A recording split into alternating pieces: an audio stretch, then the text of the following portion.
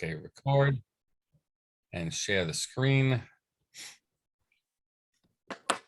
There you go, my mishpacha there. Let's move you guys over here. Okay. I think one or two others will be coming on, but we're going to get going. All right, last time we were together, which is 2 weeks ago, we were looking at, we began the discussion of the daughters of Tzlofchod. The daughters of Tzlofchod say to Moshe, they come before Moshe and Elazar and all the leadership, and they say the following. Avinu made Bamidbar, our father died in the wilderness.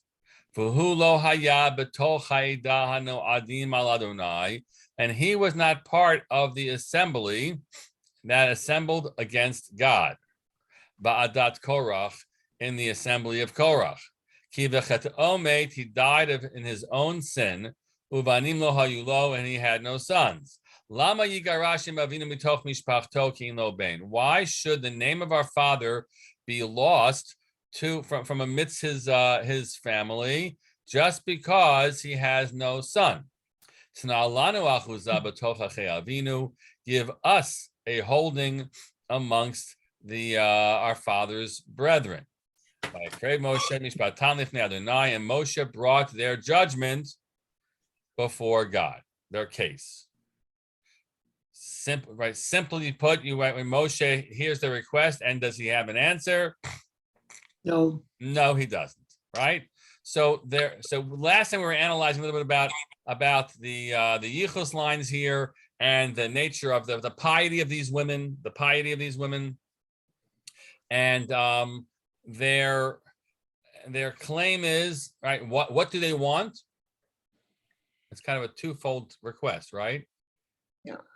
They want a place of their own, their land, and they want their father's legacy to last on. Yes, good. Their father's legacy and a place for a holding for them to have. So if there are no boys, we should inherit the land. No boys, we should inherit the land. That's what they're asking, right? And Moshe doesn't have an answer for them, it seems. And so Moshe goes and brings their judgment before God. What I want to look at tonight is the description about their father. Just pretty much Pasuk Gimel. Welcome everyone who's just signed on. Good to see you. Everybody who doesn't have your camera on, see if you can put your camera on. I gave you a little link you can tap to get on. Good. Welcome, Eleanor. Okay, so let's read again what they say. Avinu, our father, meit bamidbar, he died in the wilderness. V'hu lo haya b'toch ha'edah hano'adim al Adonai ba'adat Korach. He was not amongst the assembly of people who assembled against God in the assembly of Korach, triple assemblies, okay? Ki b'chet'o meit, he died in his sin, b'chet'o, in his sin, uvanim lo hayulo, and he had no sons. So what are you, you listen to this, you're there, or now at least you're the reader now. What is of interest to you as a reader about how they choose to present things? What was his sin? Good. The sin is not disclosed, which only lets us nosy bodies become more and more interested in knowing, what was his sin? Well, right? couldn't that be just a general term rather than he had a specific sin? That he died like an ordinary person. So I'm with you, and we will come back to that. But for the moment, the Torah could have simply said, Avinu meit bamidbar, uvanim lo hayulo. Our father died in the wilderness, and he had no sons. What's the point of them talking about, on the one hand, who he wasn't, and something about what he did? Just say, our father died, he had no sons. Here we are, we're the goyals. Let's have a place. So let's think a little further.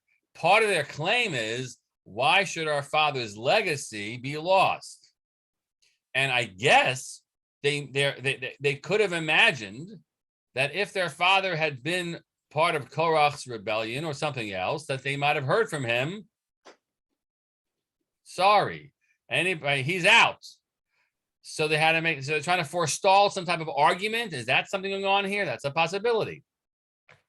So let's dive in a little bit, okay? Let's take a look at the, here we go. This text here.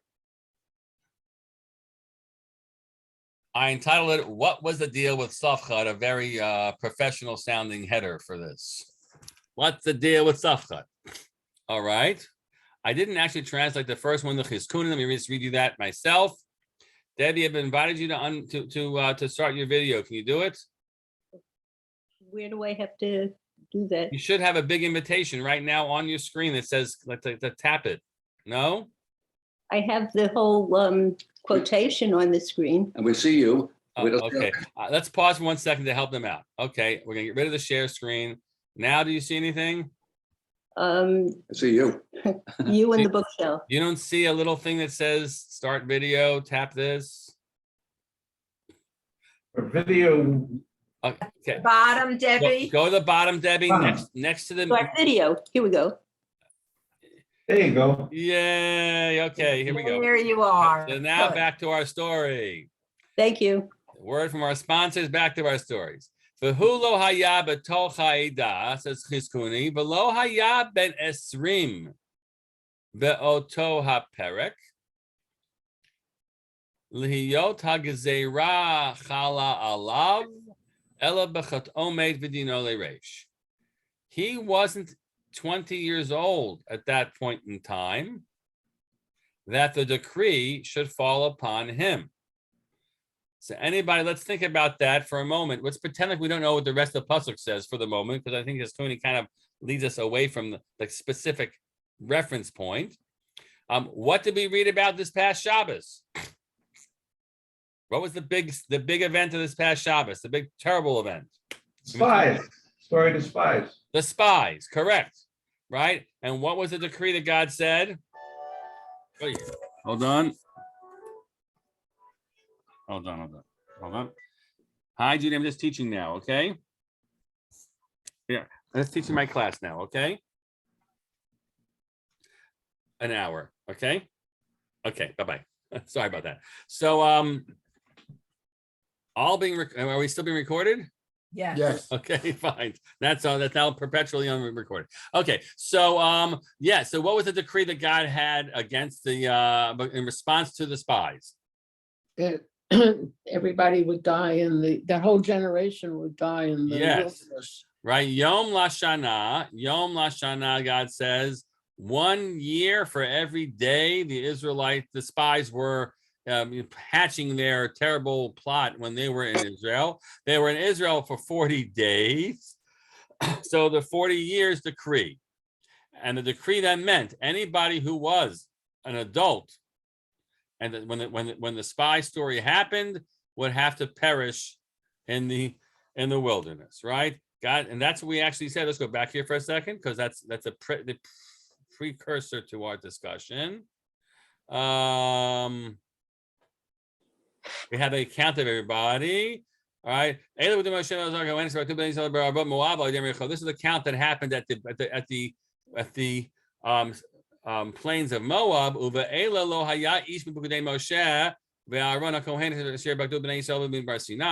Not one of them was from the group that Moshe had counted at the beginning of the book, the first year. Because God said to all of them, all you guys are going to die, and they all died. Anybody who was 20 years or older at the beginning of the Bamidbar. And only Caleb and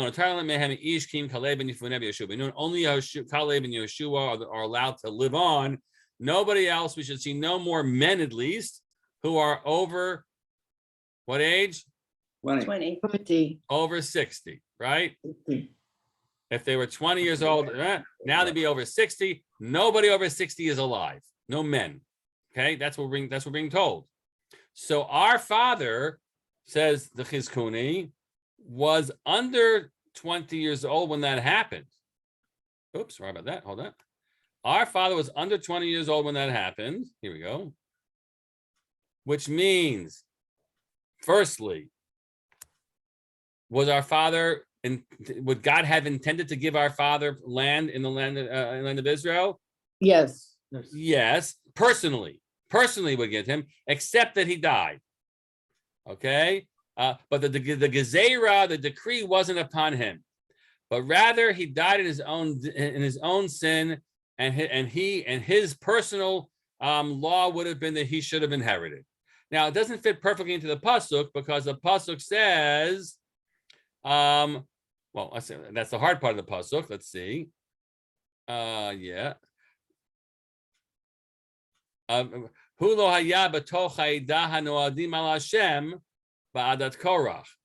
that's the question. Is it all one phrase?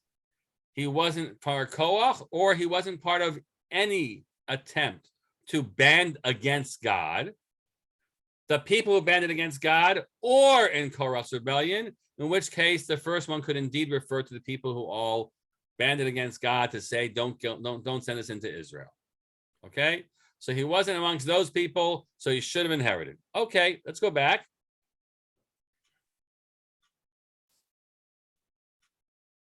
Let's look at Rashi. So Eleanor, do you want to read Rashi for us? And can you see it? Yeah. And he was not, part of it is cut off from the photographs that I have on I'll the move it over for you. I know you have, because that's how your screen is set up. Hold on. Hold on, I gotta do it this way. 1 second. Okay, see it? He was not in the congregation of Korah because they intended to state that he died in his own sin. They felt compelled to say he had taken no part in the sin of those who murmured, nor had he been in the congregation of Korah who incited the people against the Holy One. Okay, he wasn't part of those guys at all, and that's what they want to say. He died for his own sin, which again keeps us, interested. Ooh, what was this? What was the terrible sin that he died in? But I don't know.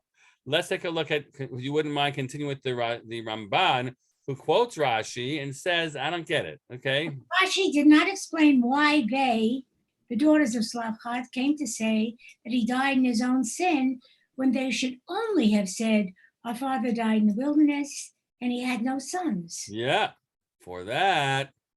For that was the fitting thing to say, since the cause of his death was not relevant, and it is not right for children to stress their father's sin. Everybody here agree with that? No. Yes. Yes. Sure. Yes. Don't talk about our sins, children. Okay, go on. But in the opinion of our rabbis, they had to say that he was not among the company of Korah because the company of Korah did not receive a portion in the land. And likewise, the murmurers in the company of Korah and the daughters of Tzlofchod knew this because it had become known amongst the people from the court of Moses. And Rabbi Abraham ibn Ezra, explained it in a similar manner, saying that the daughters thought that those who had gathered together against the Eternal would not inherit in the land. Which is actually not true, but they thought it was. But then we come to his reading, which is interesting. In my opinion, go on if you wouldn't mind, Eleanor. In my opinion, according to the simple meaning of scripture, they spoke in this way because they thought that Moses, our teacher, hated the company of Korah more than all other sinners who died in the desert because they had rebelled against him and had denied the divine approval of all his deeds. Let's pause right there. They presume that if, what is he saying? That he did not get approval from God because of Korah. Well, if he had been from Korach, then what would Moshe's attitude have been?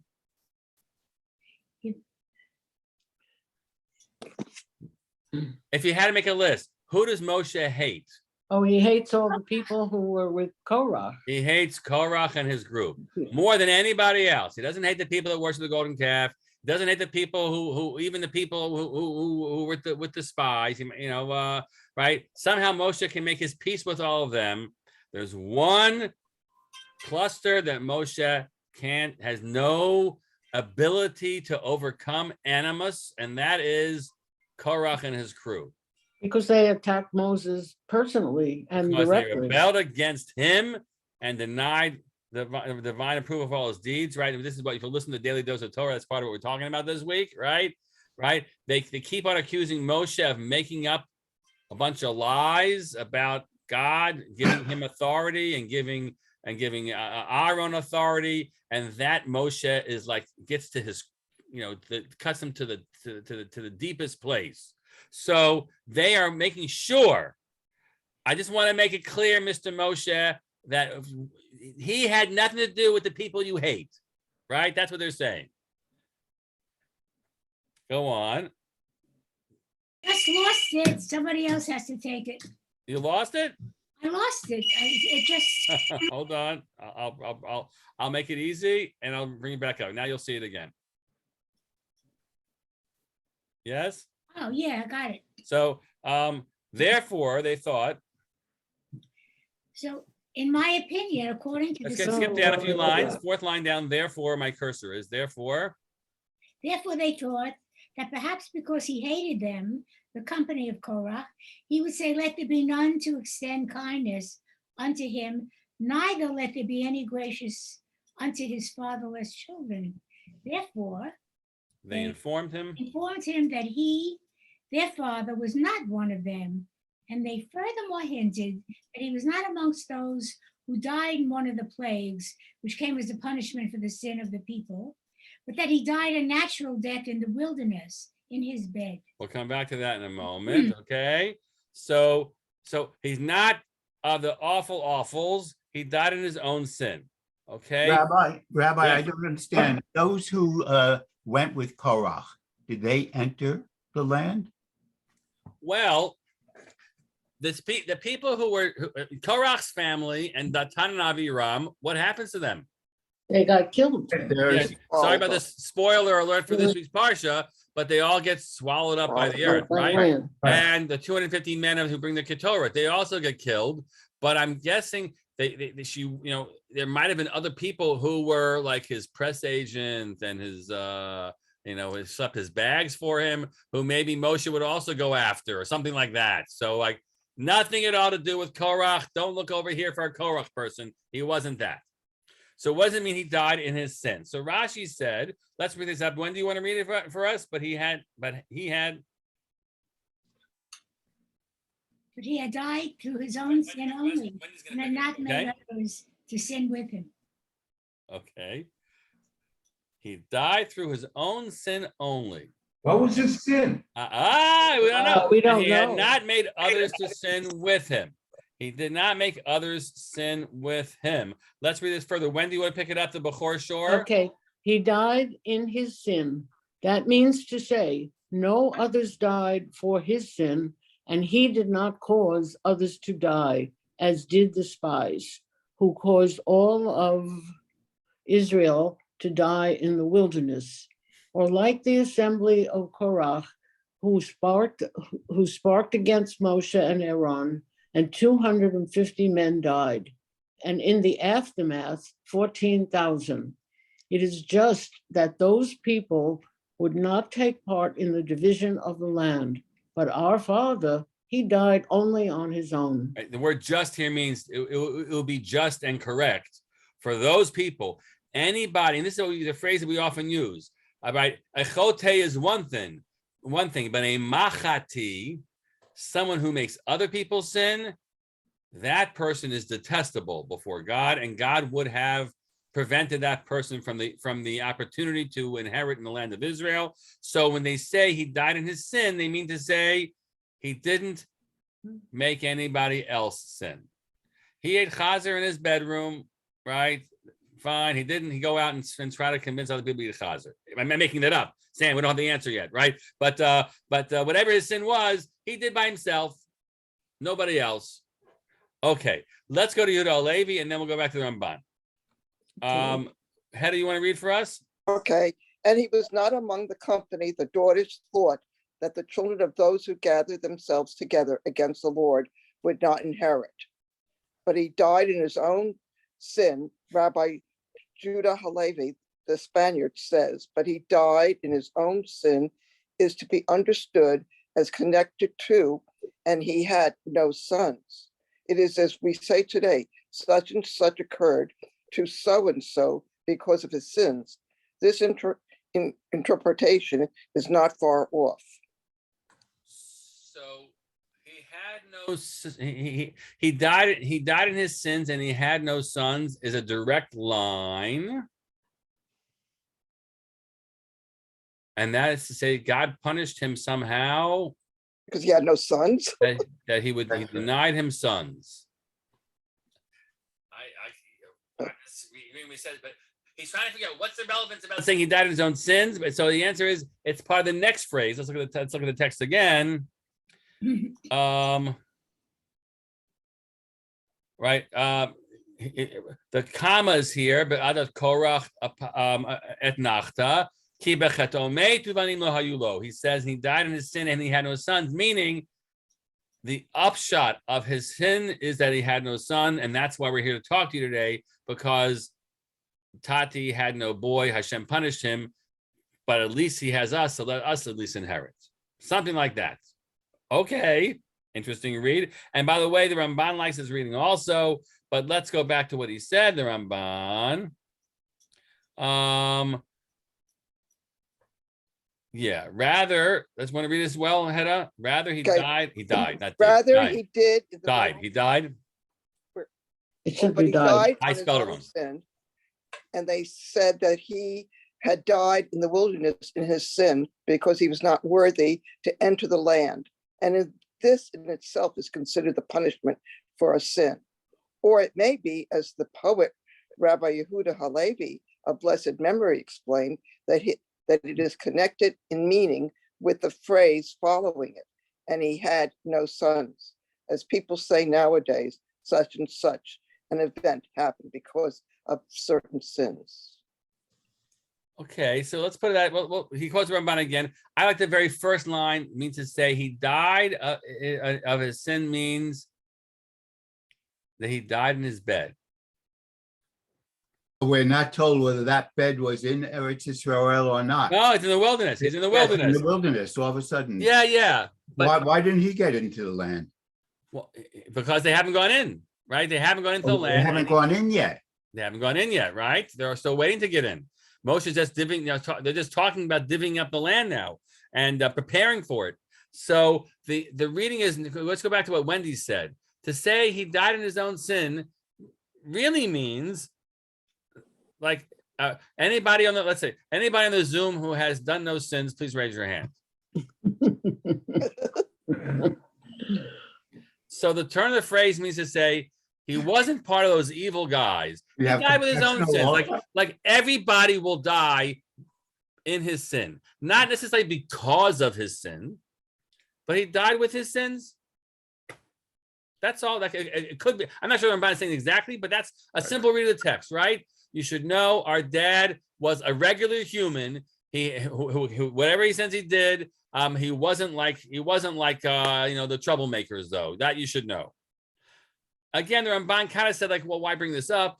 But it might be like they're saying like he wasn't a tzaddik. No one's a tzaddik, but he wasn't anything different than anybody else. Okay, now let's go back because Sam is saying I got to get to the bottom of this. What sin did he do? There's got to be something going on here. So Sam, I'm going to ask you to read the Rashi. Hold on, we'll share the screen again. Okay. Go ahead. Rather, he died in the wilderness. Bottom, as regards. Okay. As regards to what his sin was, Next page, Rabbi Akiva said. Rabbi Akiva said that he was the man who gathered sticks on the Sabbath day. Right. And Rabbi Simeon said he was one of those who presumed to disobey God's command. so both of these references, that's hard to figure out what they mean by that, right? The Hebrew is clearer. Ma'apilim. We learned about this. Now you got back like 2 years ago when we had class in the office across the street from me. We were already learning. We were learning in person in a circle in Marnie Bessler's waiting room, right? We talked about the Ma'apilim. And both the Mapilim and the stick gatherer are topics discussed in this past week's parsha. Okay, let's sit with both of them. Let's read them, and then we'll see with a very interesting Gemara about this. Let's read the text of the Torah.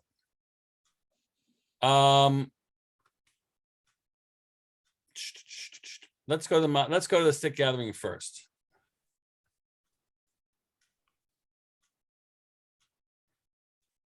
Okay.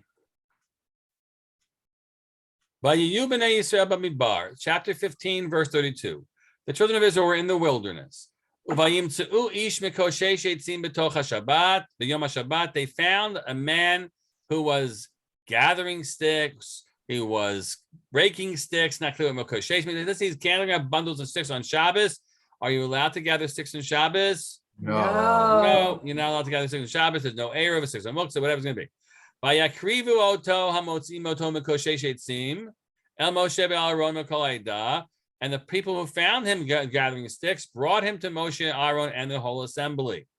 Vayanuchu oto b'mishmar kilo parash ma'yeyaselo. They put him into the lockup because it had not been spelled out what should be done with him. So already stop right there. What would be a hint to you, maybe, that the man who was gathering sticks might be connected to this, to what we read here? What happens similarly in both cases? He's detained, but the punishment hasn't been decided upon. Okay. Well, but in our case, there's no detaining. But in both cases, what does Moshe do? Moshe doesn't know the answer. He doesn't know the answer. There are these few cases where things come before Moshe, and Moshe says, I don't know what to do. And so the very fact that here we have a story about not knowing what to do, and there we have with Tzlofchod's daughters coming and saying not what to do, and you have this cryptic statement, that of sin,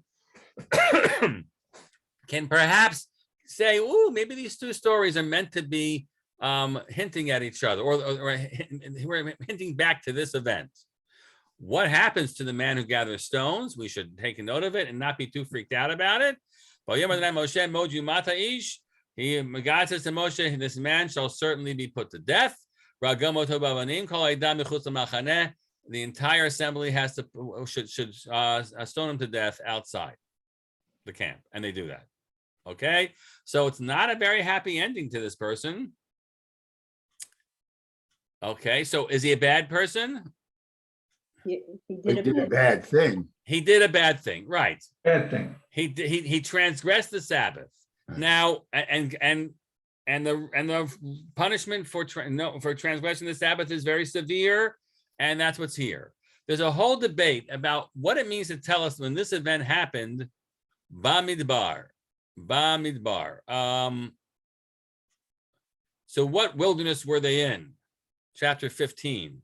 So they happen to be in the wilderness of Paran, but take a look for a second at the Ibn Ezra here. Let's look at the Ibn Ezra for a second. Yeah. It says the Ibn Ezra.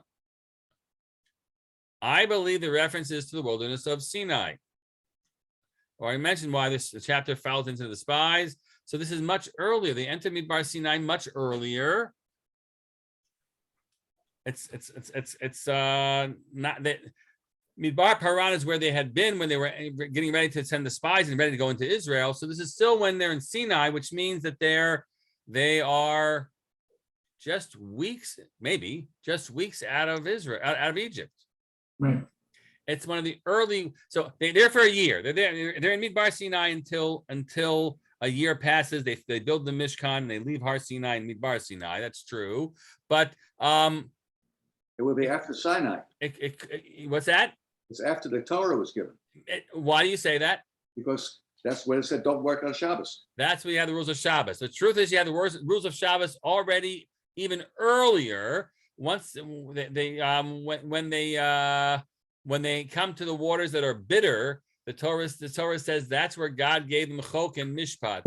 And Rashi says he gave them a smattering of the laws of Shabbos. And then shortly afterwards, they received the man. And they didn't collect it on Shabbos. And they were not collected on Shabbos.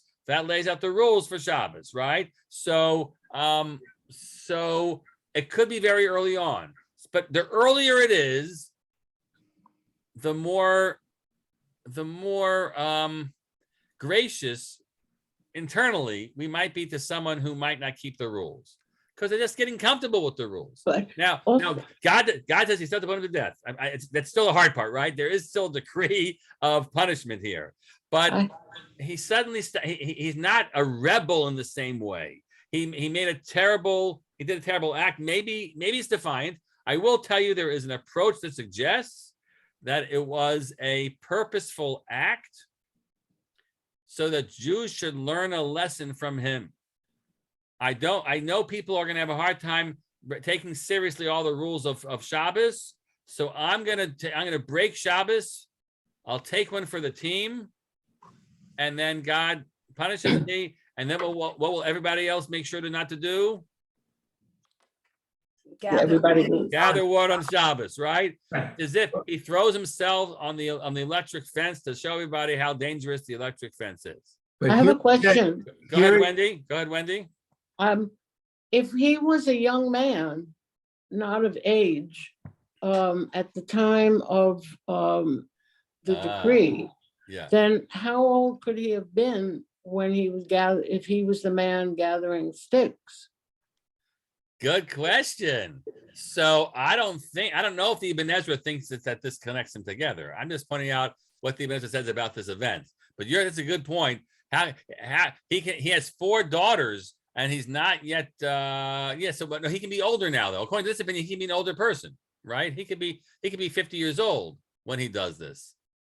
But doesn't Ibn Ezra say that the one who was gathering sticks on Shabbos was warned not to do it, which would make a difference as to whether he knew or he didn't? Yes, right. That's you need to have a warning, because otherwise you would never be punished, right? So you have to introduce that there was a warning. So there's a part of him which is one to break it also. He's not a Greiset Tzaddik. He's not a Greiset Tzaddik, okay? But somehow or another, we have a lot of who knows what goes in somebody's head who's just got out of slavery. I don't know what we're going to make up in our heads about him, but he might not be as awful unless it means he did a terrible thing, our father. We're not going to whitewash what our father did. You know him, Moshe. You put him to death, right? But just because, capture this, just because he was worthy of being put to death doesn't mean that his descendants have no right to the land of Israel. That's right. Why should we suffer because of his sin? That's correct. If he had a son, then you would have been giving his son a chance to inherit. So make sure we inherit too, right? So that's kind of somehow we're going to put those pieces together. But that's the reading that we have. Says Rabbi Akiva. Question, Rabbi. Go ahead, and we're going to come back to the Gemara. It's a great Gemara. Yeah. Is it allowable to stone someone to death on Shabbos? And It wasn't done on Shabbos. Wasn't done on Shabbos. Wait. Ibn Ezra says they brought him in after Shabbos. Yes. But what about, you're asking me was starving to death? Where's the starving part? So No, stone. Stone, not starve. Oh, yeah, they stoned him to death. Yeah, after Shabbos. Wait a minute. I'm confused. If they stoned him to death, how could he have died in his bed? So how could it be the same person? It's No, not the it's Ramban. not the same The Ramban says he died in his bed. Now we're looking at Rabbi Akiva's statement, which says, no, he did a sin, an identifiable sin. And the Torah mentions Bechet Omet, we should go looking around for an unidentified sinner that we can now put a name on. That's how the Rabbi Akiva approaches this, and that's what's great about this Gemara. Go ahead, yes. The father of the Tzlofchod girls Tzlofchod. died in his bed in his sin. That's the Ramban. A man was gathering sticks. How do we know the man was Tzlofchod's father? Was what? The Ramban says Yeah, it right. means he died by himself with nothing going on here. Rabbi Akiva says our father was a well-known sinner, but he wasn't Korach or his group. He did a sin. He didn't make anybody else do a sin. He did it by himself. And we're not gonna whitewash our father's sinfulness that brought him to be put to death, according to the Rabbi Akiva, right? We have the right to inherit. That's how Rabbi Akiva reasoned. Now watch this. Sam, I want you to read for us on the topic of the wood gatherer. Go ahead. On the topic of the wood gatherer, the Gemara cites that which the sages taught in a Right. Right. The wood gatherer mentioned in the Torah was Tzlofchod, and it says, and the children of Israel were in the desert, and they found a man gathering wood on the day of Shabbos. And below, in the appeal of the daughters of Tzlofchod, it is stated, our father died in the desert, and he was not among the company of them that gathered themselves together against the Lord in the company of Korah, but he died in his own sin, and he had no sons. Just as below, the man in the desert is Tzlofchod, so too here. In the case of the wood gatherer, the unnamed man in the desert is Tzlofchod.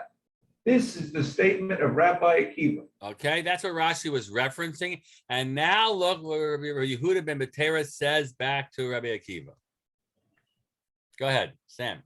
Rabbi Yehuda ben Betera said to him, Akiva, in either case you will be judged in the future for this. You're gonna have to pay for what you just did, Akiva. Go on. If the truth is in accordance with your statement that the wood gatherer was Tzlofchod, the Torah concealed his identity, and you reveal it. And if the truth is not in accordance with your statement, you are unjustly slandering that righteous man. What does Yehuda ben Betera say to Rabbi Akiva? It's great. But you better get the man right. So what he says is, right, that God has chosen to not reveal the identity of the wood gatherer by purposely giving him no name. You, Mr. Smarty Pants, not the Smarty Pants, you are brilliant, right? You are brilliant. And let us say, because of your brilliance, you're able to deduce by making the connections and say, aha, I've solved the riddle. The unnamed wood gatherer is none other than Tzlofchod. So what are you guilty of? Slander. No, this is not slander. We'll get to the slander in a second.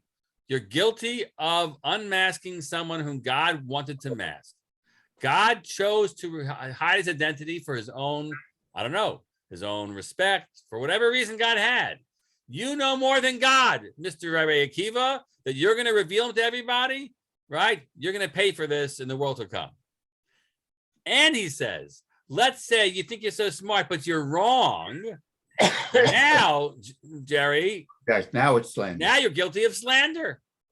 All it meant was like Ramban said, he fell asleep and he died in his bed from whatever little sin he did. He waited 4.5 hours after eating meat instead of 5, and he ate ice cream, right? And you make him out to be this terrible man who was stoned to death.